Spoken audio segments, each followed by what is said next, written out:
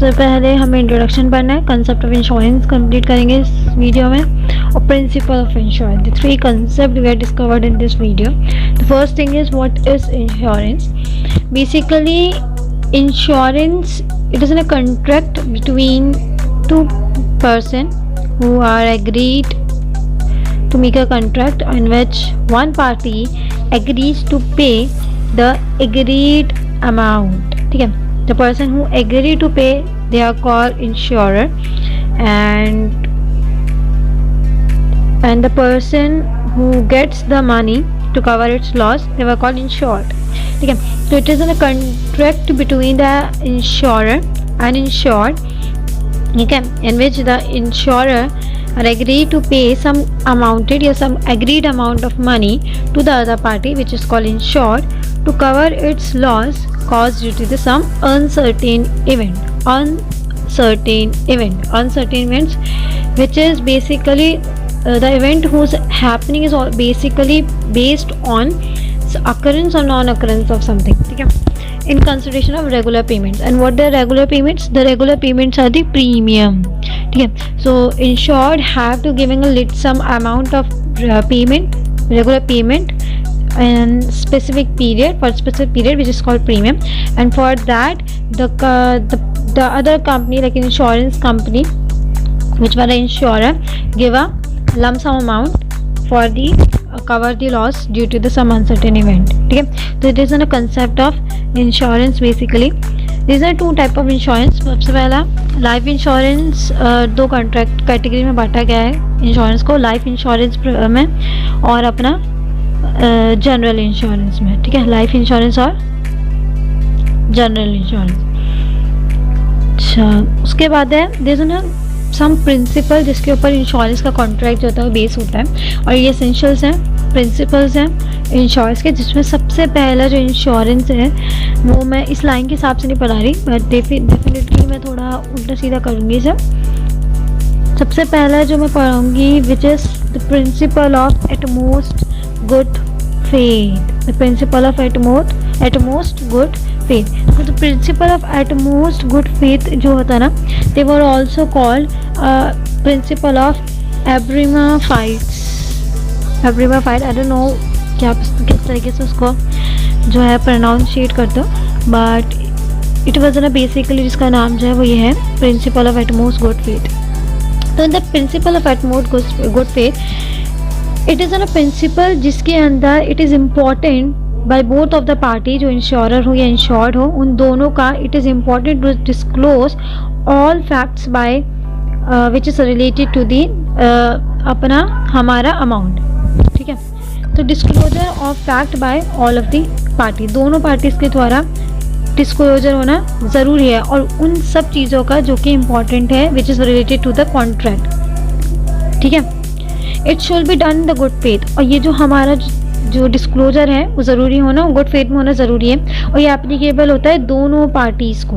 ठीक है, ये नहीं कि सिर्फ एक पार्टी इंश्योरर या फिर इंश्योर्ड अपनी तरफ से इम्पॉर्टेंट मटेरियल जो है कॉन्ट्रैक्ट को लेकर वो बताए, बल्कि दोनों पार्टी को ये बताना ज़रूरी है. कुछ भी अगर इम्पोर्टेंट डिस्क्लोज करना उससे ज़रूरी है इम्पोर्टेंट मटेरियल को which is related to the contract. और ये जो होता है ना एप्लीकेबल होता है दोनों तरह के इंश्योरेंस पे, as well as life insurance as well as general insurance.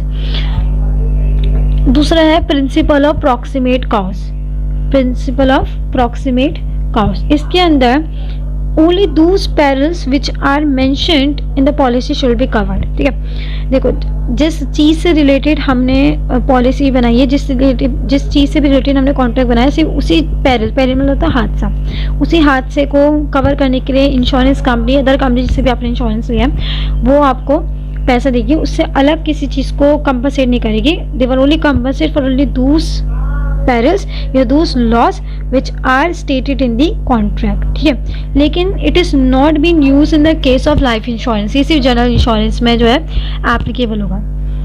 उसके बाद है principle of insurable interest, the most of the usable principle या most of the important use principle of the insurance, जिसमें इंश्योरेबल इंटरेस्ट मीन्स कि insured जो insurance करा रहा है should have some preliminary interest in the property, यानी कि मतलब this is some in the simple language कि if there is any loss on that material, तो उससे जो है इंश्योर्ड को कुछ फ़र्क पड़ना चाहिए। ये नहीं कि कुछ अगर वो ख़राब हो रहा है, उसको कुछ लॉस हो रहा है उस चीज़ से रिलेटेड, तो उस पर कोई इफेक्ट नहीं पड़ रहा। तो इंश्योर्ड का उस चीज़ को ख़राब होने से कुछ फ़र्क पड़ना चाहिए, उसका उसमें इंटरेस्ट होना चाहिए उसमें, ठीक है ना, उसका वहाँ पर कुछ इन प्री यूनियरी इंटरेस्ट जो है उसका उससे रिलेटेड होना चाहिए, ठीक है। उसके एग्जिस्ट करने से, उसके नहीं एग्जिस्ट करने से उस पर अफेक्ट पड़ना चाहिए इन शॉर्ट पे, तभी वो जो ये वाला प्रिंसिपल है वो लाइबल आउट होगा। फिर है प्रिंसिपल ऑफ सैब्रोगेशन। प्रिंसिपल ऑफ सैब्रोगेशन के अंदर इट बेसिकली कि अगर एक चीज़ या कोई एक पार्ट कि उस चीज़ का जिसका हमने इंश्योरेंस कराया है, इफ़ अगर वो डैमेज हो जाता है तो उसको जो है बेच के या उससे किसी भी तरह का प्रॉफिट जो है वो इंसान जिसने इंश्योर कराया है वो नहीं ले सकता है। यानी कि आफ्टर जब इंश्योरेंस कंपनी ने उसका क्लेम आउट पे कर दिया है उस डैमेज प्रॉपर्टी का, तो उस डैमेज प्रॉपर्टी से होने वाला कोई भी प्रॉफिट अब इंश्योर्ड का नहीं होगा, क्योंकि अब वो जो भी पार्ट है या जो भी डैमेज प्रॉपर्टी है वो अब किसकी हो गई है, इंश्योरेंस कंपनी की। उसके बाद है principle of indemnify. Principle of indemnify.